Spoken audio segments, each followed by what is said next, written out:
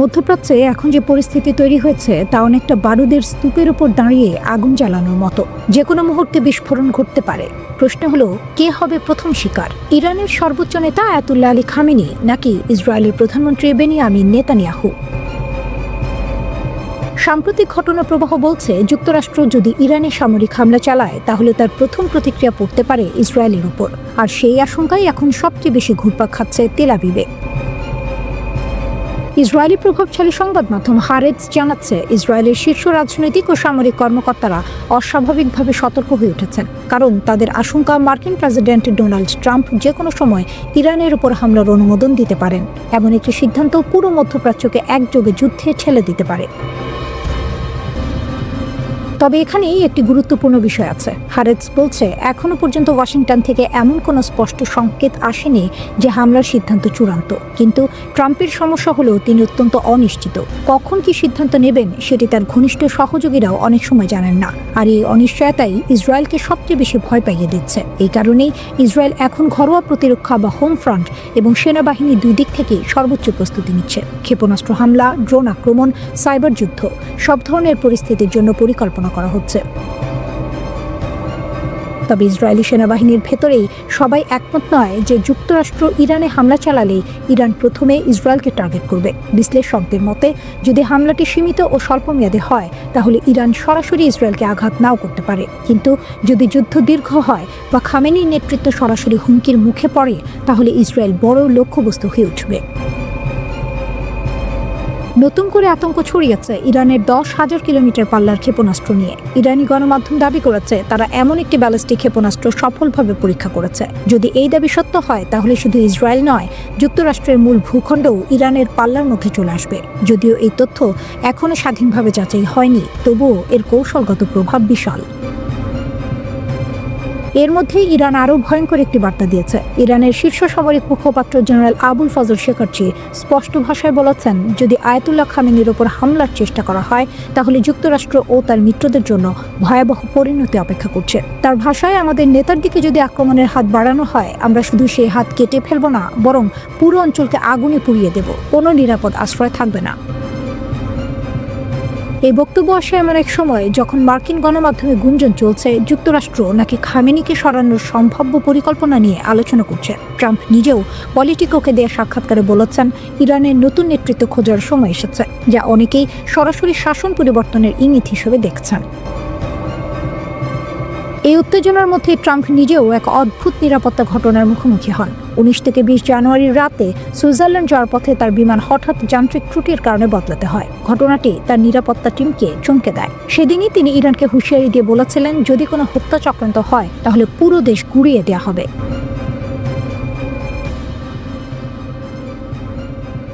ওয়াশিংটনের বন্ধ দরজার আড়ালে এখন আর সাবধানতার ভাষা নেই। সেখানে কথাবার্তা বদলে গেছে। ওয়াল স্ট্রিট জার্নালের প্রতিবেদন অনুযায়ী মার্কিন প্রেসিডেন্ট ডোনাল্ড ট্রাম্প এখন তার উপদেষ্টাদের কাছ থেকে চাইছেন ডিসিসিভ অপশনস, অর্থাৎ প্রতীকী নয়, সীমিত নয়, সরাসরি চূড়ান্ত পদক্ষেপ।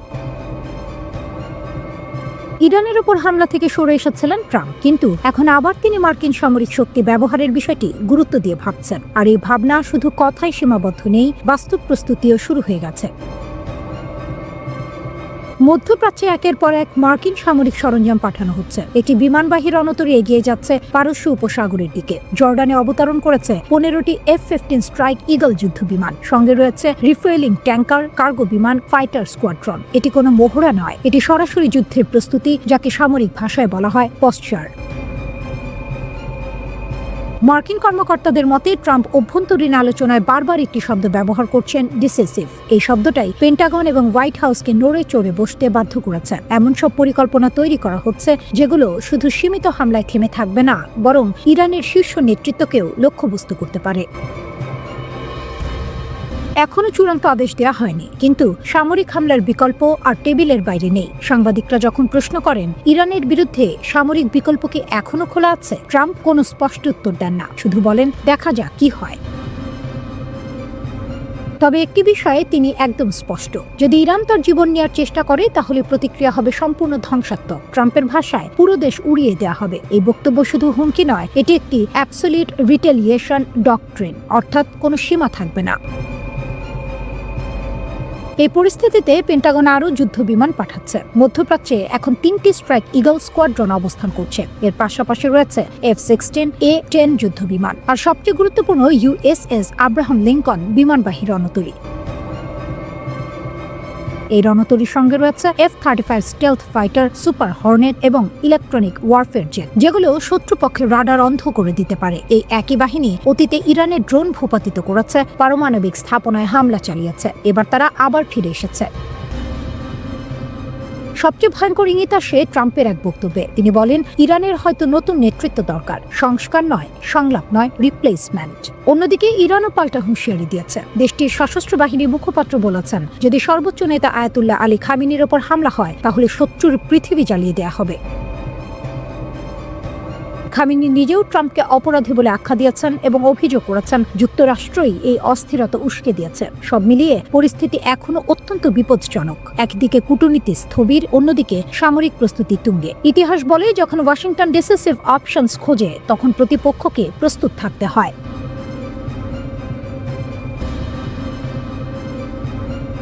ইরানের পাশে রাশিয়া শক্ত ঢাল নাকি নীরব চাল? সামনে কি করবে যুক্তরাষ্ট্র ও ইসরায়েল? ইরানের চারপাশে চাপ বাড়ছে। যুক্তরাষ্ট্রের যুদ্ধ বিমানবাহী রণতরী এগিয়ে যাচ্ছে অঞ্চলের দিকে, আর ঠিক এই সময়েই ইরানের পাশে শক্ত ঢালের মতো দাঁড়িয়ে গেছে রাশিয়া। প্রশ্ন উঠছে, ইরানকে রক্ষা করতে ঠিক কি করেছে মস্কো, আর এর জবাবে যুক্তরাষ্ট্র ও ইসরায়েল কি করতে পারে? ইরান অভ্যন্তরীণ আন্দোলন, অর্থনৈতিক সংকট আর আন্তর্জাতিক চাপ সবকিছু একসঙ্গে মোকাবিলা করেছে। এই সুযোগেই মার্কিন প্রেসিডেন্ট ডোনাল্ড ট্রাম্প একাধিকবার ইরানের বিরুদ্ধে সামরিক হামলার হুমকি দিয়েছেন, কিন্তু হঠাৎ করেই সেই সিদ্ধান্ত আপাতত স্থগিত রাখা হয়েছে। এটা কি শান্তির ইঙ্গিত নাকি বড় ঝড় আসার আগের নিস্তব্ধতা?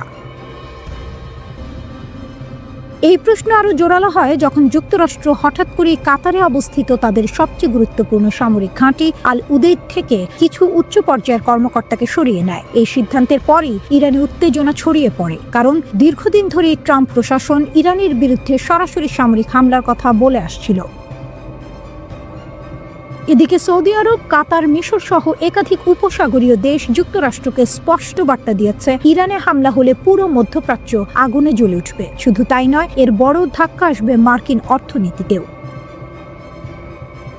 বিশ্লেষকদের মতে, যুক্তরাষ্ট্র যদি ইরানে হামলা চালায় তাহলে তেহরান চুপ করে বসে থাকবে না। মধ্যপ্রাচ্যে থাকা মার্কিন সামরিক ঘাঁটিগুলোতে পাল্টা হামলা চালাতে পারে ইরান। পাশাপাশি বিশ্বের অন্যতম গুরুত্বপূর্ণ জ্বালানি রুট হরমুজ প্রণালী বন্ধ করে দেওয়ার ক্ষমতাও রয়েছে তাদের হাতে, যার প্রভাব পড়বে বিশ্ব জুড়ে তেলের বাজারে। এই উত্তেজনার মাঝেই প্রশ্ন ওঠে, ইরানের ভেতরের আন্দোলনের অবস্থা এখন কি? আন্তর্জাতিক সংবাদ মাধ্যমগুলো জানাচ্ছে, ইরানে এখনো পুরোপুরি ইন্টারনেট চালু হয়নি, তবে সরকার বিরোধী আন্দোলনের তীব্রতা অনেকটাই কমে এসেছে। কারণ হিসেবে বলা হচ্ছে, সহিংস আন্দোলনকারীদের বিরুদ্ধে ইরানের আইন শৃঙ্খলা বাহিনী কঠোর ব্যবস্থা নিয়েছে। ব্যাপক গ্রেপ্তার আর নজরদারির ফলে আন্দোলনের গতি ধীরে ধীরে থেমে গেছে। এখানেই আসে রাশিয়ার ভূমিকা। ইউক্রেন যুদ্ধে ইরান যে ড্রোন ও অন্যান্য সহযোগিতা রাশিয়াকে দিয়েছিল, সেই কথা ভুলে যাননি প্রেসিডেন্ট ভ্লাদিমির পুতিন। ইরান যখন নিজেই সংকটে পড়ে, তখন নীরব না থেকে সাহায্যের হাত বাড়িয়ে দেয় মস্কো। আন্দোলনের সময় ইরান সরকার ইন্টারনেট বন্ধ করে দিলে ট্রাম্পের ঘনিষ্ঠ ব্যবসায়ী ইলন মাস্ক ঘোষণা দেন তিনি ইরানিদের জন্য বিনামূল্যে স্টারলিংক স্যাটেলাইট ইন্টারনেট চালু করবেন। উদ্দেশ্য ছিল আন্দোলনকারীদের যোগাযোগ সহজ করা, কিন্তু এই পরিকল্পনাও পুরোপুরি সফল হয়নি। খবর অনুযায়ী স্টারলিংক ঠেকাতে ইরান ব্যবহার করেছে রাশিয়ার দেয়া বিশেষ প্রযুক্তি। এক ধরনের জ্যামার ব্যবহার করে স্টারলিংকের আপলিংক ও ডাউনলিংক ট্রাফিকের প্রায় ৮০% ক্ষতিগ্রস্ত করা হয়। ফলে ইলন মাস্কের উদ্যোগ বড় বাধার মুখে পড়ে। শুধু প্রযুক্তিগত সহায়তাই নয়, কূটনৈতিকভাবেও ইরানের পাশে দাঁড়িয়েছে রাশিয়া। পুতিন প্রকাশ্যে জানিয়েছে তিনি ইরানের বিরুদ্ধে যে কোনো সামরিক আগ্রাসনের বিরোধী। একই সঙ্গে যুক্তরাষ্ট্র ও ইরানের উত্তেজনা কমাতে মধ্যস্থতাকারীর ভূমিকাও নিতে প্রস্তুত তিনি। সবচেয়ে গুরুত্বপূর্ণ বিষয় হলো রাশিয়া ও ইরানের মধ্যে থাকা কৌশলগত সামরিক ও অর্থনৈতিক চুক্তি। এই চুক্তির মাধ্যমে দীর্ঘমেয়াদে ইরানকে সহায়তা দেওয়ার প্রতিশ্রুতি দিয়েছে মস্কো। আয়াতুল্লাহ আলী খামেনির নেতৃত্বাধীন ইরানের সঙ্গ থেকে সরে আসার কোনো ইঙ্গিত এখনো দেননি পুতিন। সব মিলিয়ে বলা যায়, রাশিয়া সরাসরি যুদ্ধে নামেনি, কিন্তু প্রযুক্তি, কূটনীতি ও কৌশলগত অবস্থান দিয়ে ইরানের জন্য এক ধরনের নীরব ঢাল তৈরি করেছে। একটি উত্তপ্ত আগ্নেয়গিরি, ভেতরে জমে আছে ক্ষোভ, অসন্তোষ আর রাগ। আর সেই আগুনে ঘি ঢালছে বিদেশি শক্তিগুলো, এমনটাই দাবি করছে ইরান সরকার। ইরানের সাম্প্রতিক যে আন্দোলন শুরু হয়েছে তা প্রথমে ছিল তুলনামূলক শান্তিপূর্ণ। মানুষ রাস্তায় নেমেছিল নিজেদের দাবি নিয়ে, কিন্তু সময় গড়ানোর সঙ্গে সঙ্গে সে আন্দোলন সহিংস রূপ নিতে শুরু করে। বিভিন্ন শহরে সরকারি ভবন, অবকাঠামো এবং নিরাপত্তা বাহিনীর ওপর হামলার ঘটনা ঘটে। ইরান সরকারের বক্তব্য পরিষ্কার, তাদের দাবি এই আন্দোলনকে কাজে লাগিয়ে দেশকে অস্থিতিশীল করার চেষ্টা করছে বিদেশি শত্রুরা, বিশেষ করে যুক্তরাষ্ট্র ও ইসরায়েল। ইরানের সর্বোচ্চ নেতা আয়াতুল্লাহ আলী খামেনি এই মুহূর্তে সবচেয়ে বড় চাপে আছেন। তিনি একজন কঠোর শাসক, এটা সত্য। তার শাসন ব্যবস্থায় ব্যক্তিকেন্দ্রিক ক্ষমতার প্রভাব প্রবল, কিন্তু একই সঙ্গে তিনি অভিজ্ঞ ও লড়াকু রাজনীতিবিদও। ইরানের বিপ্লব, যুদ্ধ, নিষেধাজ্ঞা সব ঝড় পেরিয়েই তিনি এখানে পৌঁছেছেন। এখন পুরো জনস্রোতের বিপরীতে দাঁড়িয়ে একাই লড়াই করছেন খামেনি। এই অবস্থায় বিক্ষোভ নিয়ন্ত্রণে নামানো হয়েছে বিশেষ নিরাপত্তা অভিযান। ইরানের আইনশৃঙ্খলা বাহিনী ফারাজা দাবি করেছে, দক্ষিণাঞ্চলীয় বন্দর নগরী বুশেহর থেকে প্রায় ৬০০টি অস্ত্র উদ্ধার করা হয়েছে। এই অস্ত্রগুলো নাকি পাচার করা হচ্ছিল রাজধানী তেহরানে। ফারাজার মতে, যদি এসব অস্ত্র তেহরানে পৌঁছাতো তাহলে বড় ধরনের নগরযুদ্ধ এবং ভয়াবহ প্রাণহানি ঘটতে পারত। এই অভিযানে অন্তত ২ জন সন্ত্রাসীকে গ্রেপ্তার করা হয়েছে বলেও জানানো হয়। একই সঙ্গে ইরানের গোয়েন্দা সংস্থাগুলো আরও একটি গুরুতর দাবি করেছে। তারা বলছে, একটি সশস্ত্র সন্ত্রাসী চক্রকে শনাক্ত ও ভেঙে দেওয়া হয়েছে, যারা সাধারণ মানুষ ও নিরাপত্তা বাহিনীর সদস্যদের হত্যা করার পরিকল্পনা করছিল। আধা সরকারি সংবাদ সংস্থা তাসনিম জানিয়েছে, এই চক্রটি নাকি ইসরায়েলের গোয়েন্দা সংস্থা মোসাদ দ্বারা প্রশিক্ষিত ছিল। তাদের নগরযুদ্ধের বিশেষ প্রশিক্ষণ দেওয়া হয়েছিল। ইরানি গণমাধ্যমের দাবি অনুযায়ী এই সন্ত্রাসীরা সাম্প্রতিক বিক্ষোভকে ঢাল হিসেবে ব্যবহার করে রাজধানীর বিভিন্ন এলাকায় সশস্ত্র হামলা চালায়। তাদের হাতে ছিল AK-47 রাইফেল, শর্টগান এবং অন্যান্য আগ্নেয়াস্ত্র। নিরাপত্তা বাহিনীর প্রকাশিত ছবিতে দেখা যায় সন্ত্রাসীরা একে অপরের সঙ্গে যোগাযোগের জন্য স্যাটেলাইট ফোন ব্যবহার করছিল। ইরানের দাবি, এই অস্ত্র ও প্রযুক্তির মাধ্যমেই তারা সমন্বিত হামলা চালিয়ে পরিস্থিতি আরও ভয়াবহ করার চেষ্টা করেছিল। আরও গুরুতর অভিযোগ হলো, এই চক্র নাকি সামরিক ও পুলিশ সদর দপ্তরে হামলা চালিয়ে সেখান থেকে অস্ত্র লুট করে এবং সেগুলো অন্য দাঙ্গাকারীদের মধ্যে বিতরণ করেছিল। উদ্দেশ্য ছিল একটাই, শহরের ভেতরে সহিংসতা নিয়ন্ত্রণের বাইরে নিয়ে যাওয়া। ইরান সরকার বরাবরই বলে আসছে, এই অস্থিরতার পেছনে বিদেশি শক্তির হাত রয়েছে। তারা যুক্তরাষ্ট্র ও ইসরায়েলকে সরাসরি দায়ী করছে। এমনকি সাবেক মার্কিন পররাষ্ট্রমন্ত্রী মাইক পম্পেওর একটি সামাজিক যোগাযোগ মাধ্যমের পোস্টের কথাও তুলে ধরা হয়েছে, যেখানে ইরানের রাস্তায় বিক্ষোভকারীদের পাশে মোসাদ এজেন্টদের উপস্থিতির ইঙ্গিত দেওয়া হয়েছিল বলে দাবি করছে ইরানি পক্ষ। এছাড়াও ফার্সি ভাষায় প্রকাশিত কিছু অনলাইন বার্তায় বিক্ষোভকারীদের রাস্তায় নামার আহ্বান জানানো হয়েছিল, যেগুলো মোসাদের সঙ্গে যুক্ত বলে দাবি ইরানের। ইরানের বিপ্লবী গার্ডের জেনারেল মোহসিন রেজাই এক ভয়ঙ্কর হুমকি দিয়েছেন। তিনি সরাসরি মার্কিন প্রেসিডেন্ট ডোনাল্ড ট্রাম্পকে লক্ষ্য করে বলেছেন, ট্রাম্প বলেছেন তার হাত পিস্তলের ট্রিগারে, আমরা তার হাত এবং আঙুল কেটে ফেলব। প্রকাশ্যে তিনি এই হুমকি দিয়েছেন। জেনারেল রেজাই আরও বলেন, যদি যুক্তরাষ্ট্র হামলা চালায়, ইরান তখন পর্যন্ত কোনো যুদ্ধবিরতি মেনে নেবে না যতক্ষণ না তার লক্ষ্য পূর্ণ হয়। তিনি স্পষ্ট করে বলেন, যদি যুদ্ধ এগোতে থাকে, যুদ্ধবিরতি নিয়ে কোনো আলোচনা হবে না। ট্রাম্পকে সতর্ক করে তিনি যোগ করেছেন, আমরা যা সংযম এবং কৌশল দেখেছি, আপনি তো উপেক্ষা করছেন। এখনই থামুন, পিছিয়ে যান, না হলে মধ্যপ্রাচ্যে আপনার কোনো ঘাঁটি নিরাপদ থাকবে না। এই হুমকির পর কিছুটা শিথিল হয়েছে উত্তেজনা। মধ্যপ্রাচ্যের উপসাগরীয় দেশগুলো সৌদি আরব, কাতার এবং ওমান যুক্তরাষ্ট্রের প্রেসিডেন্ট ট্রাম্পকে শান্ত থাকার পরামর্শ দিয়েছে। পাকিস্তানে নিযুক্ত ইরানের রাষ্ট্রদূত জানিয়েছেন, ট্রাম্প নিজে ইরানকে বলেছেন যে তার কোনো হামলার পরিকল্পনা নেই। তবে ইরান সরকার এই আশ্বাস পুরোপুরি বিশ্বাস করছে না, কারণ গত বছরের পারমাণবিক আলোচনা চলাকালীন যুক্তরাষ্ট্র ও ইসরায়েল ইরানে হামলা চালিয়েছিল। ইরান ইসরায়েলের নেতাদের মধ্যে যোগাযোগেও দেখা দিয়েছে নতুন পর্ব। রাশিয়ার প্রেসিডেন্ট ভ্লাদিমির পুতিন জানুয়ারিতে ইসরায়েলের প্রধানমন্ত্রী বেনিয়ামিন নেতানিয়াহু ও ইরানের প্রেসিডেন্ট মাসুদ পেজিশকিয়ানের সঙ্গে ফোনে কথা বলেছেন। ক্রেমলিন জানিয়েছে, পুতিন মধ্যপ্রাচ্যে সামরিক সংঘাতের আশঙ্কা দেখে উত্তেজনা কমানোর জন্য মধ্যস্থতার প্রস্তাব দিয়েছেন। ক্রেমলিনের মুখপাত্র দিমিত্রি পেসকভ বলেন, এই অঞ্চলের পরিস্থিতি অত্যন্ত সংকটাপন্ন। প্রেসিডেন্ট পুতিন উত্তেজনা হ্রাসে মধ্যস্থতার প্রচেষ্টা চালাচ্ছেন। ফোন কলে পুতিন ইরান এবং ইসরায়েলের মধ্যে কৌশলগত অংশীদারিত্ব আরও শক্তিশালী করার প্রতিশ্রুতি দিয়েছেন। অন্যদিকে ইরানের প্রেসিডেন্টের দপ্তর জানিয়েছে, পেজিশকিয়ান রাশিয়ার জন্য জাতিসংঘে ইরানের সমর্থনের প্রশংসা করেছেন। ইরান রাশিয়ার একজন কৌশলগত অংশীদার হিসেবে বিবেচিত, তাই যে কোনো সংঘাত যা ইরানের প্রো মস্কো নেতৃত্বকে হুমকির মুখে ফেলতে পারে তার বিষয়ে রাশিয়া সতর্ক। এই ফোন কল রাশিয়ার প্রথম প্রকাশ্য মন্তব্য ছিল, যা ইরানের সরকারের সঙ্গে মস্কোর সরাসরি সংযোগ প্রকাশ করে। রাশিয়া ইসরায়েলের সঙ্গে সুসম্পর্ক বজায় রাখার চেষ্টা করছে, যদিও 2023 সালের গাজার ঘটনায় ইসরায়েলের কর্মকাণ্ড নিয়ে রাশিয়ার সমালোচনা সম্পর্ককে কিছুটা জটিল করেছে। পুতিনের সঙ্গে নেতানিয়াহুর ফোন কলে ক্রেমলিন জানিয়েছে মধ্যস্থতার প্রচেষ্টা চালিয়ে যাওয়ার জন্য রাশিয়া প্রস্তুত, তবে এখন পর্যন্ত কোনো নির্দিষ্ট পদক্ষেপের বিস্তারিত প্রকাশ করা হয়নি। এই পরিস্থিতিতে মধ্যপ্রাচ্যের পরিস্থিতি ঝুঁকিপূর্ণ। সৌদি আরব, কাতার ও ওমান যুক্তরাষ্ট্রের প্রেসিডেন্টকে বোঝানোর চেষ্টা করছে যে ইরানের ওপর হামলা এই অঞ্চলে মারাত্মক প্রভাব ফেলতে পারে। অন্যদিকে ইরান ট্রাম্পকে সতর্ক করে বলছে, যদি যুক্তরাষ্ট্র এগোতে চায় তাহলে কোনো ঘাঁটি নিরাপদ থাকবে না।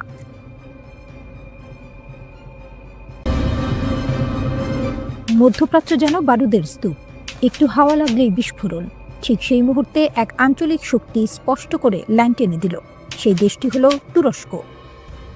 ইরানকে ঘিরে যখন উত্তেজনা চরমে, যুক্তরাষ্ট্রের প্রেসিডেন্ট ডোনাল্ড ট্রাম্প প্রকাশ্যে ইরানের বিক্ষোভকারীদের সমর্থন জানাচ্ছেন, তখন তুরস্ক বলছে, ইরানের বিরুদ্ধে কোনো সামরিক অভিযান আমরা সমর্থন করি না, একদমই না।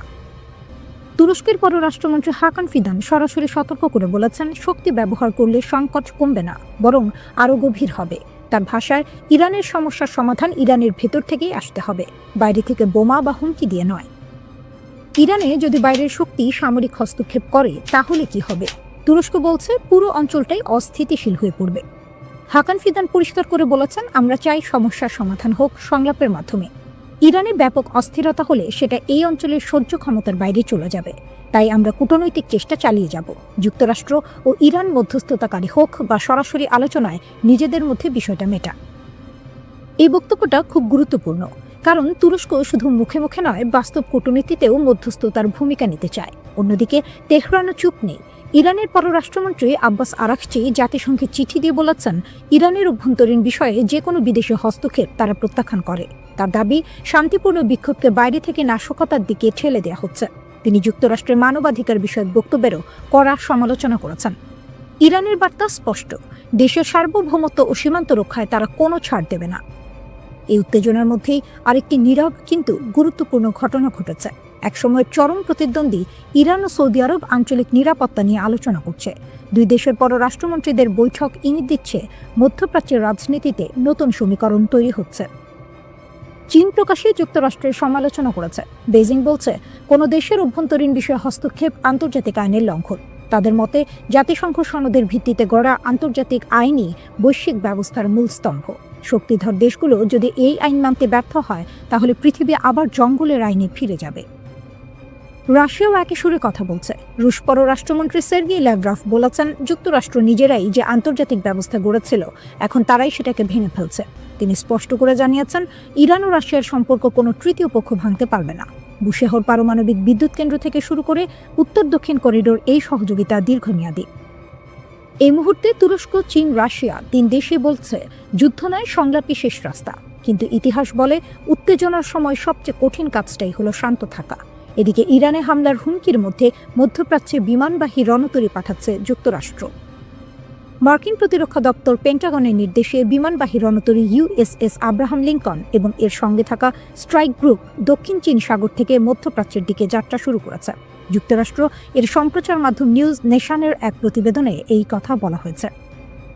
ভেনেজুয়েলায় অভিযানের কারণে বর্তমানে মধ্যপ্রাচ্য বা ইউরোপে যুক্তরাষ্ট্রের বিমানবাহী কোনো রণতরী মোতায়েন নেই। এমন সময়ে যুক্তরাষ্ট্র মধ্যপ্রাচ্যে বিমানবাহী রণতরী পাঠাচ্ছে। ওয়াল স্ট্রিট জার্নালের প্রতিবেদনে বলা হয়েছে, বর্তমানে ক্যারিবীয় অঞ্চলে যুক্তরাষ্ট্রের 12টি যুদ্ধজাহাজ মোতায়েন করা হয়েছে, আর বর্তমানে মধ্যপ্রাচ্যে দেশটির যুদ্ধজাহাজ রয়েছে 6টি। ইরান এখন রুদ্ধশ্বাস এক সন্ধিক্ষণে দাঁড়িয়ে। রাস্তায় আগুন, স্লোগান, ভাঙচুর। আবার সেই রাস্তাতেই বিপরীত চিত্র, হাজার হাজার মানুষ রাষ্ট্রের পতাকা হাতে নেমে এসেছে সরকার ও সর্বোচ্চ নেতার পক্ষে। দেশজুড়ে চলমান বিক্ষোভের মধ্যে ইরান কার্যত দুই ধারায় বিভক্ত। সরকারপন্থী সমাবেশে অংশ নেওয়া অনেকেই বলছেন, তারা শুরুতে বিক্ষোভী ছিলেন, কিন্তু পরিস্থিতি যখন নিয়ন্ত্রণের বাইরে যেতে শুরু করে তখন তারা সরে দাঁড়ান। তাদের ভাষায় এটা আর প্রতিবাদ নেই, এটা বিশৃঙ্খলা। সেই বিশৃঙ্খলার মুখে তারা নিজেদের দায়িত্ব মনে করছেন দেশকে রক্ষা করা। রাষ্ট্রীয় টেলিভিশনে সম্প্রচারিত ভিডিওতে দেখা যায়, তেহরান সহ একাধিক শহরে বিশাল জনসমাবেশ, মানুষ হাতে ইরানের পতাকা, সর্বোচ্চ নেতার ছবি, স্লোগানে মুখর রাজপথ, নেতৃত্বের প্রতি আনুগত্যের ঘোষণা। শক্ত অবস্থানে রাষ্ট্রযন্ত্র ও তার সমর্থকরা। এই অভ্যন্তরীণ উত্তেজনার মধ্যে আন্তর্জাতিক মাত্রা যোগ করেছে ওয়াশিংটন। মার্কিন প্রেসিডেন্ট ডোনাল্ড ট্রাম্প প্রকাশ্যে হুঁশিয়ারি দিয়েছেন বিক্ষোভকারীদের ক্ষতি হলে যুক্তরাষ্ট্র কঠোর প্রতিক্রিয়া দেখাবে। তিনি দাবি করেছেন পরিস্থিতি খুব কাছ থেকে পর্যবেক্ষণ করা হচ্ছে। এর আগেও ট্রাম্প ইঙ্গিত দিয়েছিলেন সহিংসতা বাড়লে যুক্তরাষ্ট্র বিক্ষোভকারীদের পাশে দাঁড়াতে পারে। ইরান এই অভিযোগ সরাসরি নাকচ করেছে। দেশটির পররাষ্ট্রমন্ত্রী আব্বাস আরাকচি অভিযোগ তুলেছেন যুক্তরাষ্ট্র ও ইসরায়েল এই অস্থিরতার পেছনে জড়িত। তার দাবি শান্তিপূর্ণ আন্দোলনকে সহিংসতার দিকে ঠেলে দেওয়ার চেষ্টা চলছে। একই সুরে কথা বলেছেন প্রভাবশালী রাজনীতিক আলী লারিজানিও। তাদের বক্তব্য ভিতরের দুর্বলতাকে কাজে লাগিয়ে দেশকে অস্থিতিশীল করার চেষ্টা হচ্ছে। সর্বোচ্চ নেতা আয়াতুল্লাহ আলী খামেনি এক বিরল ভাষণে কঠোর অবস্থান স্পষ্ট করেছেন। তিনি বলেছেন রাষ্ট্র ধ্বংসের চেষ্টা সহ্য করা হবে না। তার ভাষায় ইসলামী প্রজাতন্ত্র ত্যাগের উপর দাঁড়িয়ে আছে এবং প্রয়োজন হলে নিজেকে রক্ষায় শক্তি প্রয়োগ করবে। সরকারি সূত্র জানায় নিরাপত্তা বাহিনী ইতোমধ্যে ব্যাপক ধরপাকড় শুরু করেছে। শত শত মানুষ আটক, বিপুল অস্ত্র উদ্ধারের দাবিও করা হয়েছে। এই পরিস্থিতিতে ট্রাম্পের একটি সামাজিক যোগাযোগ মাধ্যম পোস্ট নতুন করে উত্তেজনা বাড়িয়েছে। সেখানে তিনি লিখেছেন, ইরান হয়তো আগে কখনো এত কাছ থেকে স্বাধীনতাকে দেখেনি। তিনি বলেন, যুক্তরাষ্ট্র সাহায্য করতে প্রস্তুত। কী ধরনের সাহায্য তা স্পষ্ট নয়, কিন্তু তেহরানের কাছে এটি স্পষ্ট বার্তা, বিদেশি হস্তক্ষেপের ইঙ্গিত। বিক্ষোভ যখন টানা দ্বিতীয় সপ্তাহে, তখন সর্বোচ্চ নেতা সরাসরি ট্রাম্পকে আক্রমণ করেছেন। তিনি তাকে অহংকারী আখ্যা দিয়ে বলেছেন তার হাতে ইরানিদের রক্ত লেগে আছে। তিনি সতর্ক করেন, ইতিহাস বলে ক্ষমতার শীর্ষেই অনেক শাসকের পতন ঘটে। ইরানের রাষ্ট্রীয় গণমাধ্যমে দাবি করা হচ্ছে বিদেশি শক্তির মদদে পরিকল্পিত অস্থিরতা তৈরি করা হয়েছে। তাসনিম নিউজ জানিয়েছে 200 জনের বেশি সন্ত্রাসী সংগঠক আটক হয়েছে। গ্রেনেড থেকে শুরু করে আগ্নেয়াস্ত্র, বড় ধরনের অস্ত্রভাণ্ডার উদ্ধারের কথাও বলা হয়েছে। এর ফলে বিক্ষোভের তীব্রতা কমেছে। আইআরজিসিকে সর্বোচ্চ সতর্কতায় রাখা হয়েছে। সাধারণ সেনাবাহিনীর বদলে এই বাহিনীর ওপরই ভরসা করছেন সর্বোচ্চ নেতা, কারণ তাদের আনুগত্য প্রশ্নাতীত। একই সঙ্গে সক্রিয় করা হয়েছে ভূগর্ভস্থ ক্ষেপণাস্ত্র ঘাঁটি। বার্তা স্পষ্ট, ইরান প্রস্তুত দুই দিকেই। ভিতরের একদিকেই সর্বনাশ। ইরান যেভাবে ইসরায়েলিদের জালে ফাঁসালো, একটা বেনামি মেসেজ, একটা টেলিগ্রাম লিঙ্ক আর লোভনীয় অর্থের হাতছানি, এভাবেই ইরান ইসরায়েলের মাটিতে তাদের গুপ্তচর বৃত্তির জাল বিছিয়েছিল। আপাত দৃষ্টিতে নিরীহ ছোট ছোট কাজ দিয়ে শুরু, যা শেষ পর্যন্ত ইসরায়েলের জন্য বিশাল এক মাথা ব্যথার কারণ হয়ে দাঁড়িয়েছিল। কিন্তু আসল চমকটা লুকিয়ে ছিল অন্য কোথাও। 2024 সালের এপ্রিলে ইসরায়েলে ইরানের প্রথম ক্ষেপণাস্ত্র হামলার পর 30 জনেরও বেশি ইসরায়েলিকে ইরানি গোয়েন্দা সংস্থার সাথে কাজ করার অভিযোগে অভিযুক্ত করা হয়। এদের বেশিরভাগেরই গল্পটা প্রায় একই রকম। অজানা নম্বর থেকে আসা একটা মেসেজ, যেখানে সামান্য তথ্যের জন্য বা ছোটখাটো কাজের জন্য মোটা অঙ্কের টাকার প্রস্তাব। প্রথম দিকে কাজগুলো ছিল সহজ, যেমন কোনো পার্কের নির্দিষ্ট স্থানে কালো ব্যাগ পুঁতে রাখা হয়েছে কিনা তা পরীক্ষা করা। এর জন্য মিলত প্রায় 1000 মার্কিন ডলার। এরপর যখন লোভের পাল্লা ভারী হতে শুরু করলো, তখন এলো আরও বিপজ্জনক কাজের প্রস্তাব। আদালতের নথি থেকে জানা যায়, গত 1 বছর ধরে ইরানের এই গুপ্তচর বৃত্তির চেষ্টা খুব একটা ফলপ্রসূ হয়নি। তারা ইসরায়েলের উচ্চপদস্থ কর্মকর্তাদের হত্যা করার যে আকাঙ্ক্ষা করেছিল তা পূরণ করতে পারেনি। তবে তাদের কৌশল ছিল মারাত্মক কার্যকর। এত বেশি ইসরায়েলি সাধারণ অভিযান চালাতে রাজি ছিল যে কৌশলগতভাবে গুরুত্বপূর্ণ স্থানগুলির তথ্য সংগ্রহের জন্য গুপ্তচর বৃত্তি অভিযান সফল হতে পারত, যা পরবর্তীতে ইরানি ব্যালিস্টিক ক্ষেপণাস্ত্রের লক্ষ্যবস্তুতে পরিণত হতো। যোগাযোগের পদ্ধতি ছিল বেশ সহজবোধ্য। একটি টেক্সট মেসেজ, যার প্রেরক নিজেকে সংবাদ সংস্থা হিসেবে পরিচয় দিত। মেসেজে প্রায়শই যুদ্ধ সম্পর্কিত তথ্য চাওয়া হতো এবং বলা হতো, আমরা তা কিনতে প্রস্তুত। অন্য একটি মেসেজে আরও সরাসরি বলা হয়েছিল, একটি স্বাধীন জেরুজালেম মুসলমানদের একত্রিত করে, যুদ্ধ সম্পর্কে আমাদের তথ্য পাঠান। এরপরই আসতো টেলিগ্রাম অ্যাপের একটি লিঙ্ক, যেখানে নতুন করে কথোপকথন শুরু হতো। মজার বিষয় হলো, এই কথোপকথনে ইসরায়েলি নাম ব্যবহার করা হতো এবং সহজ কাজের বিনিময়ে অর্থের প্রস্তাব দেওয়া হতো। যদি কেউ আগ্রহ দেখাতো, তাহলে তাদের পেপ্যাল বা ক্রিপ্টোকারেন্সির মাধ্যমে টাকা নেওয়ার জন্য একটি অ্যাপ সেট আপ করার পরামর্শ দেওয়া হতো। 29 সেপ্টেম্বর গ্রেপ্তার হওয়া এক সন্দেহভাজনের ঘটনা ছিল চমকপ্রদ। তাকে একটি পার্কে গিয়ে একটি কালো ব্যাগ পুঁতে রাখা হয়েছে কিনা তা পরীক্ষা করতে বলা হয়েছিল। ব্যাগটি ছিল না, কিন্তু নিয়োগকারী একটি ভিডিও পাঠিয়ে তা প্রমাণ করেছিল এবং তাকে 1000 মার্কিন ডলার দেওয়া হয়েছিল। এরপর তাকে লিফলেট বিতরণ, পোস্টার লাগানো বা গ্রাফিতি স্প্রে করার মতো কাজ দেওয়া হয়েছিল, যার বেশিরভাগই ছিল ইসরায়েলি প্রধানমন্ত্রী বেনিয়ামিন নেতানিয়াহুর বিরুদ্ধে অবমাননাকর স্লোগান। এরপর এলো আরও সংবেদনশীল কাজ, ছবি তোলা। আজারবাইজান বংশোদ্ভূত এক ইসরায়েলিকে দেশের বিভিন্ন স্পর্শকাতর স্থাপনার ছবি তোলার জন্য ভাড়া করা হয়েছিল। এমনকি এই কাজকে সে পারিবারিক ব্যবসায় পরিণত করেছিল। সে তার আত্মীয়দের হাইফা বন্দরের সুবিধাগুলোর ছবি তুলতে সাহায্য করেছিল, যা পরে ইরানি ক্ষেপণাস্ত্রের আঘাতে ক্ষতিগ্রস্ত হয়।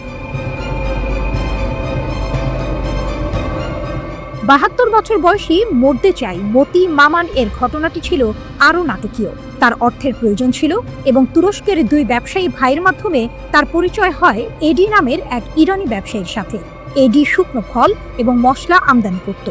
মামানকে সাইপ্রাস হয়ে সামান্দাগে উড়ে যেতে বলা হয়। এরপর তাকে তুরস্কের ইউক সেকোভা শহরে নিয়ে যাওয়া হয়, যেখানে সে একটি হোটেলে ছিল।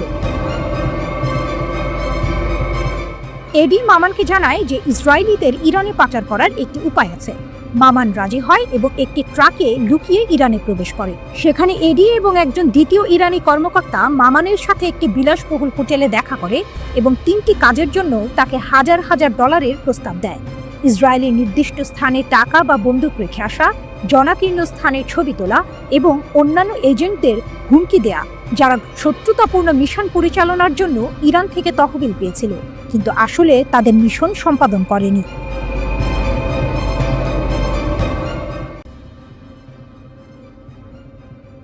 ইসরায়েলের সামরিক ঘাঁটিতে ইরানের ভয়াবহ আঘাত, স্যাটেলাইট তথ্যে চাঞ্চল্যকর মোড়। দীর্ঘ ১২ দিনের সংঘাত শেষে ইসরায়েল দাবি করেছিল ইরানের ছোড়া প্রায় ৮৪% ক্ষেপণাস্ত্রই প্রতিহত করা হয়েছে, কিন্তু স্যাটেলাইট চিত্র যেন ভিন্ন গল্প বলছে। টেলিগ্রামের এক প্রতিবেদন অনুযায়ী ওরেগন স্টেট ইউনিভার্সিটির গবেষকদের বিশ্লেষণ করা স্যাটেলাইট চিত্র থেকে জানা গেছে গত মাসে ইরান অন্তত ৫টি ইসরায়েলি সামরিক স্থাপনায় সফলভাবে আঘাত হেনেছে। এর মধ্যে রয়েছে উত্তর, মধ্য ও দক্ষিণ ইসরায়েলের গুরুত্বপূর্ণ লক্ষ্যবস্তু, এমনকি একটি গোয়েন্দা তথ্য সংগ্রহ কেন্দ্র এবং একটি লজিস্টিক ঘাঁটিও। রাডার স্যাটেলাইট ডেটা, লুকানো সত্যের উন্মোচন। এক চাঞ্চল্যকর তথ্য উঠে এসেছে রাডার স্যাটেলাইট ডেটার ভিত্তিতে। এই ডেটা ক্ষেপণাস্ত্র হামলার সাথে সামঞ্জস্যপূর্ণ বিস্ফোরণের ক্ষয়ক্ষতি স্পষ্টভাবে চিহ্নিত করেছে। ইসরায়েলি সামরিক বাহিনী কঠোর সেন্সরশিপ আইনের কারণে এই হামলার তথ্য আগে প্রকাশ করেনি। এমনকি যোগাযোগ করা হলে ইসরায়েলি সেনাবাহিনী এই বিষয়ে কোনো মন্তব্য করতে অস্বীকৃতি জানিয়েছে। ইসরায়েলি সামরিক সেন্সরশিপ আইন সক্রিয় সংঘাতের সময় সংবেদনশীল নিরাপত্তা তথ্য প্রকাশে কঠোর বিধিনিষেধ আরোপ করে, যা এই গোপনীয়তার মূল কারণ। বিমান প্রতিরক্ষা ব্যবস্থার দুর্বলতা, কৌশলগত বিপর্যয়। টেলিগ্রাফের প্রতিবেদন আরও বলছে, সংঘাতের প্রথম ৮ দিনে ইরানের ক্রমবর্ধমান সংখ্যক ক্ষেপণাস্ত্র ইসরায়েলের বহুল আলোচিত বিমান প্রতিরক্ষা ব্যবস্থায় সফলভাবে প্রবেশ করেছে। বিশ্লেষকরা মনে করছেন সীমিত ইন্টারসেপ্টর ক্ষেপণাস্ত্র সরবরাহ, ইরানের আরও উন্নত প্রযুক্তি অথবা আক্রমণ কৌশলের পরিবর্তনের কারণে এটি ঘটেছে। ইরান ইসরায়েলের বিমান প্রতিরক্ষা ব্যবস্থাকে পরাজিত করার জন্য এক অভিনব কৌশল ব্যবহার করেছে, সমন্বিত ড্রোন এবং ক্ষেপণাস্ত্র হামলা। এই কৌশল অনুযায়ী আত্মঘাতী ড্রোনগুলো প্রথমে নিক্ষেপ করা হয়, যা ইসরায়েলি প্রতিরক্ষা ব্যবস্থাকে ব্যস্ত ও বিভ্রান্ত করে তোলে। যখন প্রতিরক্ষা ব্যবস্থা ড্রোনগুলোকে প্রতিহত করতে ব্যস্ত থাকে, তখন মূল ক্ষেপণাস্ত্রগুলো সফলভাবে লক্ষ্যবস্তুতে আঘাত হানে। নাম প্রকাশ না করার শর্তে টেলিগ্রাফকে একজন জ্যেষ্ঠ ইরানি কর্মকর্তা বলেছেন, এই ড্রোন ব্যবহার ছিল ইসরায়েলি প্রতিরক্ষা ব্যবস্থাকে পরাস্ত করার একটি ইচ্ছাকৃত কৌশল। ড্রোন নিক্ষেপের মূল লক্ষ্য হলো তাদের সিস্টেমগুলোকে ব্যস্ত রাখা, ওই কর্মকর্তা বলেন। সংঘাতের অপ্রত্যাশিত বাঁক, ইরানের প্রতিশোধ ও মার্কিন যুক্তরাষ্ট্রের হস্তক্ষেপ। ১৩ জুন ইসরায়েলি সরকার ইরানের বিরুদ্ধে বেআইনি আগ্রাসন শুরু করে, যার ফলে অনেক জ্যেষ্ঠ কমান্ডার, পারমাণবিক বিজ্ঞানী এবং সাধারণ নাগরিক নিহত হন। এর প্রতিক্রিয়ায় ইরান ২৪ ঘন্টারও কম সময়ের মধ্যে ক্ষেপণাস্ত্র ও ড্রোন হামলা চালিয়ে প্রতিশোধ নেয়। এরপর ট্রু প্রমিস 3 এর অধীনে ধারাবাহিক প্রতিশোধমূলক অভিযান চালানো হয়। যুদ্ধ আরও তীব্র হয় যখন ২২ জুন মার্কিন যুক্তরাষ্ট্র ইসরায়েলের পক্ষে যুদ্ধে প্রবেশ করে। মার্কিন বোমারু বিমান আন্তর্জাতিক আইন লঙ্ঘন করে ৩টি ইরানি পারমাণবিক স্থাপনায় আঘাত হানে। এর জবাবে ইরান আত্মরক্ষার জন্য কাতারের আল উদেইদ বিমান ঘাঁটিতে ক্ষেপণাস্ত্র হামলা চালায়, যা পশ্চিম এশিয়ার বৃহত্তম মার্কিন সামরিক বিমান ঘাঁটি। অবশেষে যুদ্ধবিধ্বস্ত ইসরায়েলি সরকার ২৪ জুন একতরফাভাবে একটি যুদ্ধবিরতি চুক্তি মেনে নিতে বাধ্য হয়।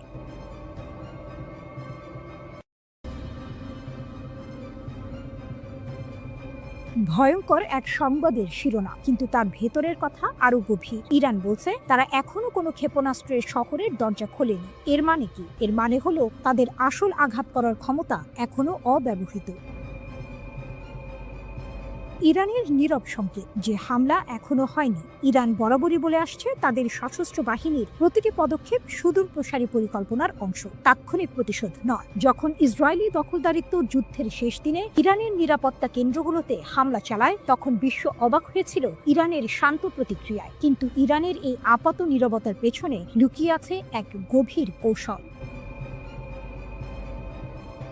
ফজলির কথা স্পষ্ট, পারমাণবিক অস্ত্রের ক্ষেত্রে ইরানের প্রযুক্তিগত জ্ঞান রয়েছে, কিন্তু তাদের আদর্শিক নীতি এর ব্যবহার বা তৈরির বিপক্ষে। এই কথাগুলো আপাত দৃষ্টিতে শান্তি এবং সংযমের বার্তা দিলেও এর ভেতরের টুইস্ট হলো প্রযুক্তিগত জ্ঞান আছে মানে হলো তারা চাইলে তা করতে সক্ষম। এটি ইসরায়েল এবং পশ্চিমা দেশগুলোর জন্য এক শীতল সতর্কবার্তা। ইউরেনিয়াম সমৃদ্ধকরণ আপোষ নেই। ইরানের উপপররাষ্ট্রমন্ত্রী মাজিদ তখত রাভাঞ্চি জোর দিয়ে বলেছেন, মার্কিন ইসরায়েলি হামলা সত্ত্বেও ইরান তার পারমাণবিক কর্মসূচিতে অটল। তারা জাতীয় চাহিদা অনুযায়ী ইউরেনিয়াম সমৃদ্ধকরণ চালিয়ে যাবে। এর অর্থ আমেরিকা বা ইসরায়েলের কোনো হুমকি ইরানকে তার পথ থেকে সরাতে পারছে না। এটি কেবল একটি বিবৃতি নয়, এটি এক ধরনের চ্যালেঞ্জ। তখত রাভাঞ্চি বলেছেন, ইরান সংলাপের জন্য উন্মুক্ত, কিন্তু এখানেও আছে একটি বড় শর্ত। ভবিষ্যতের আলোচনার জন্য আমেরিকার পক্ষ থেকে বিশ্বাসযোগ্য গ্যারান্টি প্রয়োজন। ইরান চায় আমেরিকা তাদের বোঝাক যে আলোচনার সময় তারা সামরিক শক্তি ব্যবহার করবে না। এটি ইরানের পক্ষ থেকে একটি কড়া বার্তা। যদি আমেরিকা ইরানের বিশ্বাস অর্জন করতে না পারে, তাহলে আলোচনার কোনো সম্ভাবনাই নেই। এই শর্তটি অত্যন্ত গুরুত্বপূর্ণ, কারণ এটি স্পষ্ট করে দিচ্ছে যে ইরান শুধুমাত্র কথার কথা নয়, কাজের প্রমাণ চাইছে। আসল টুইস্ট হলো, ইরান যখন বলছে তারা এখনো কোনো ক্ষেপণাস্ত্র শহরের দরজা খোলেনি, তার মানে হলো তাদের প্রকৃত সামরিক সক্ষমতা এখনো অব্যবহৃত। তারা তাৎক্ষণিক প্রতিক্রিয়া দেখাচ্ছে না, কারণ তাদের পরিকল্পনা দীর্ঘমেয়াদী। তারা হয়তো এমন একদিনের জন্য অপেক্ষা করছে যখন তাদের আঘাত হবে অপ্রতিরোধ্য। পারমাণবিক অস্ত্রের প্রযুক্তিগত জ্ঞান থাকা সত্ত্বেও তা ব্যবহার না করার কথা বলা, কিন্তু ইউরেনিয়াম সমৃদ্ধকরণ চালিয়ে যাওয়া, এই দুয়ের মধ্যে একটি সূক্ষ্ম টানাপোড়েন রয়েছে। ইরান হয়তো বোঝাতে চাইছে যে তাদের ক্ষমতা আছে, কিন্তু তারা তা সংযত রাখছে। এই সংযমই তাদের সবচেয়ে বড় কৌশলগত অস্ত্র। তারা সংলাপের জন্য উন্মুক্ত, কিন্তু শর্ত দিচ্ছে আমেরিকার বিশ্বাসযোগ্যতার উপর। এর মানে ইরান দুর্বল নয়, বরং তারা চাইছে শক্তিশালী অবস্থানের ভিত্তিতে আলোচনা করতে। আগামী দিনে এই পরিস্থিতি কোন দিকে মোড় নেয় তা দেখার জন্য বিশ্ব অধীর আগ্রহে অপেক্ষা করছে। ইরান বলছে ইসরায়েলের সাথে যুদ্ধে ব্যবহৃত ক্ষেপণাস্ত্র শক্তির মাত্র 1/4। ব্রিগেডিয়ার জেনারেল আলী ফজলি দাবি করেছেন, সেজ্জিল ক্ষেপণাস্ত্র ইসরায়েলকে অবাক করে দিয়েছিল। তিনি জানিয়েছেন, ইরান বছরের পর বছর ধরে শত্রুর সাথে যে কোনো সম্ভাব্য সংঘর্ষের জন্য প্রস্তুতি নিচ্ছে।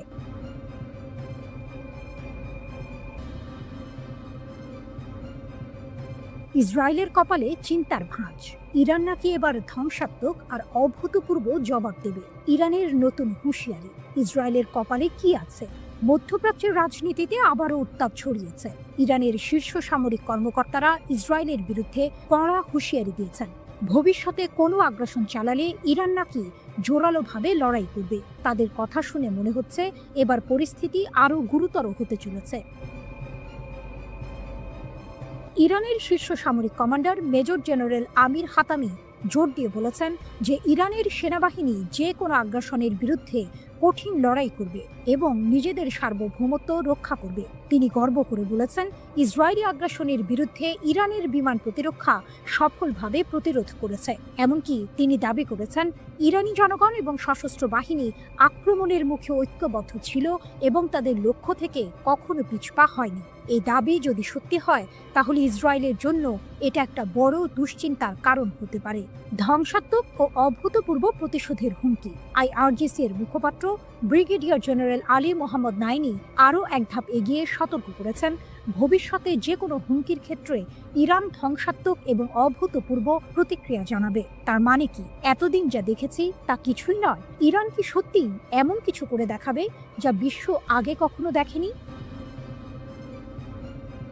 যুক্তরাষ্ট্রের হামলা যুদ্ধের গতি বদলেছে কি?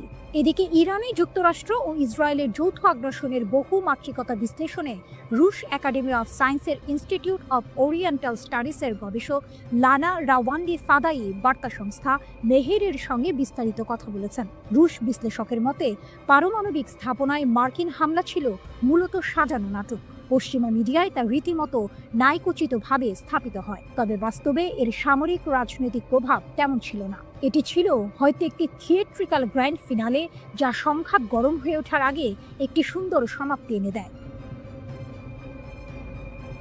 শেষ পর্যন্ত উভয় পক্ষ যুদ্ধবিরতিতে সম্মত হলো কেন?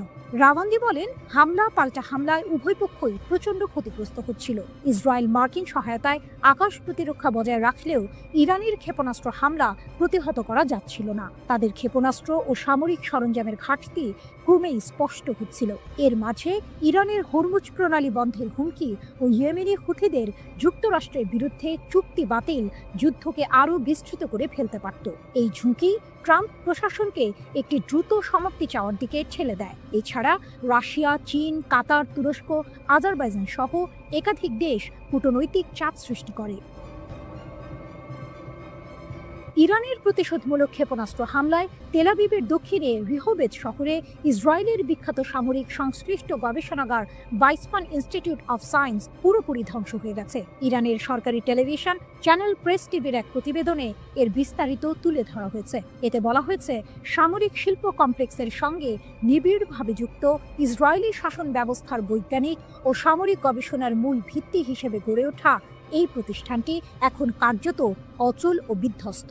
ইসরায়েলি সংবাদ মাধ্যমের তথ্য অনুসারে ইরানের সুনির্দিষ্ট এই হামলাকে ভুল করে আক্রমণ হিসেবে দেখা হচ্ছে না, বরং এর লক্ষ্য ছিল পদার্থবিদ্যা, বায়োটেকনোলজি ও কৃত্রিম বুদ্ধিমত্তা সহ সামরিক গবেষণার গুরুত্বপূর্ণ এই কেন্দ্রটিকে গুঁড়িয়ে দেয়া।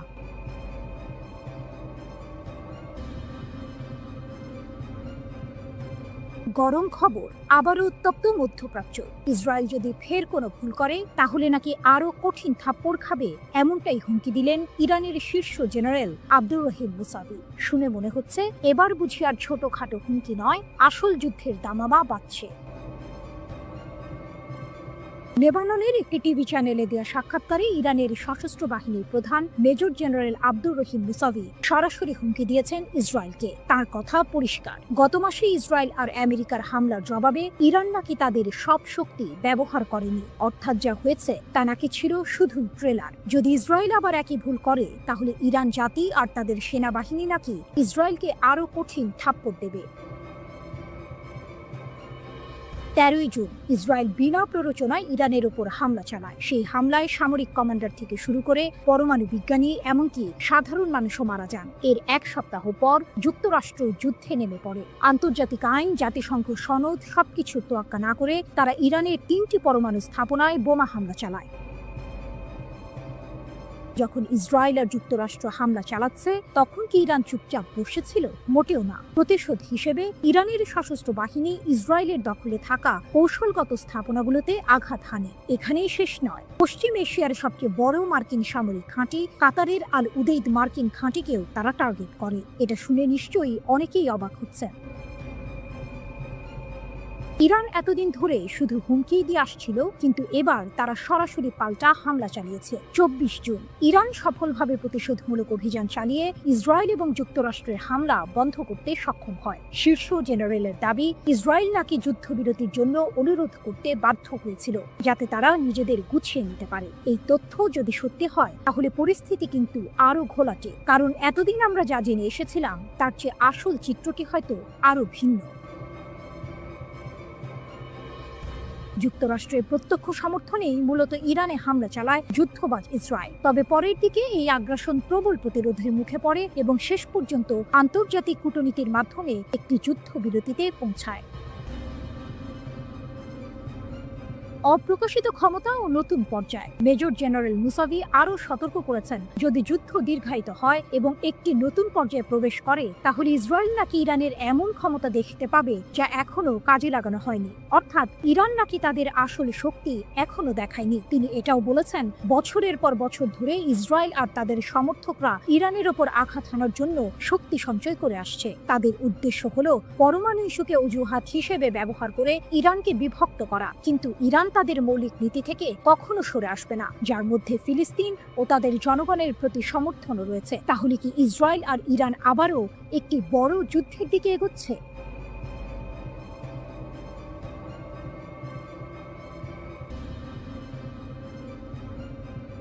ইরান স্পষ্ট জানিয়ে দিয়েছে, ইসরায়েলের সঙ্গে তাদের পরবর্তী সংঘাত হবে চূড়ান্ত সংঘর্ষ।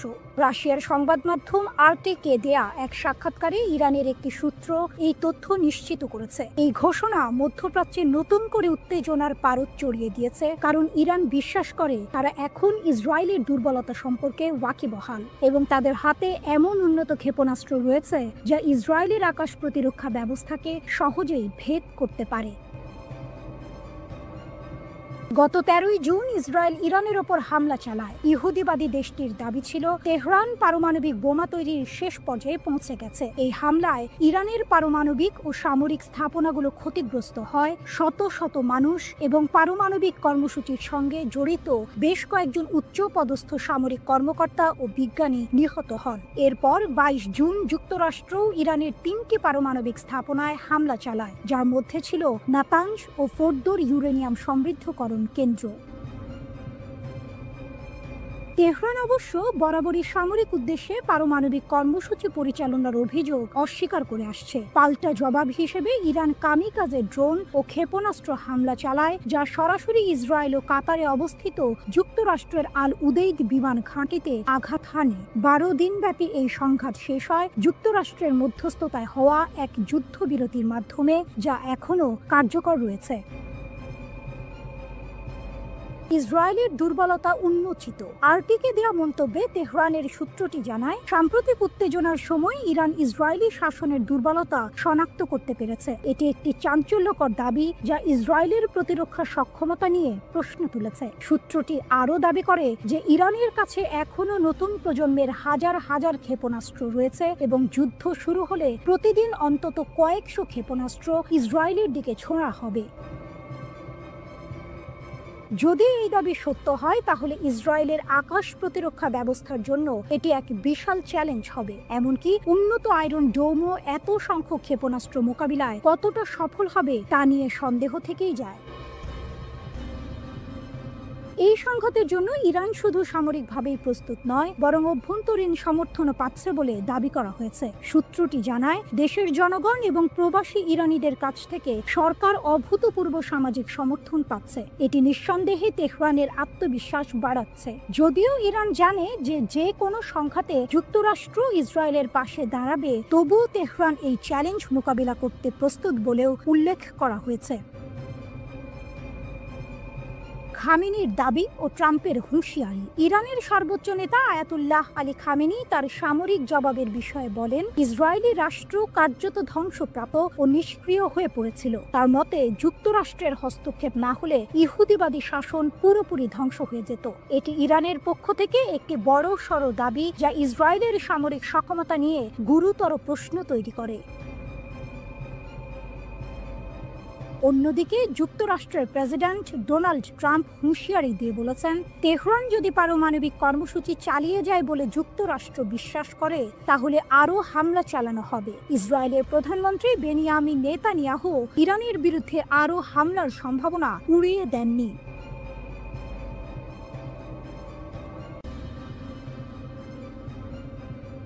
মোসাদ এজেন্টদের জালে ইরান, বিপুল অস্ত্রসহ গ্রেপ্তার 50। মাত্র 2 সপ্তাহে ইরান 50 জন মোসাদ এজেন্টকে গ্রেপ্তার করে বিশ্বকে চমকে দিয়েছে। ইরানের Islamic Revolutionary Guard Corps IRGC দক্ষিণ পূর্বাঞ্চলীয় সিস্তান ও বালুচিস্তান প্রদেশে এই এজেন্টদের আটক করেছে। শুধু তাই নয়, তাদের কাছ থেকে মার্কিন তৈরি অত্যাধুনিক অস্ত্রশস্ত্র ও সামরিক সরঞ্জাম জব্দ করা হয়েছে। IRGC জানিয়েছে, এই এজেন্টরা ইরানের গুরুত্বপূর্ণ অবকাঠামো কাঠামো এবং অর্থনৈতিক কেন্দ্রগুলোতে নাশকতামূলক কর্মকাণ্ড চালানোর পরিকল্পনা করছিল। অস্ত্র পাচারের বিশাল চেষ্টা ব্যর্থ, 22,000 গুলিসহ আটক 3। এই ঘটনার পাশাপাশি ইরানের পশ্চিম লোরেস্তান প্রদেশের পুলিশ সামরিক গোলা বারুদের একটি বিশাল পাচার চক্র ভেঙে দিয়েছে। পোল-ই-দোখতার শহরে একটি অভিযানে 22,000-এরও বেশি কালাশনিকভ গুলি জব্দ করা হয়েছে এবং 3 জন সন্দেহভাজনকে গ্রেপ্তার করা হয়েছে।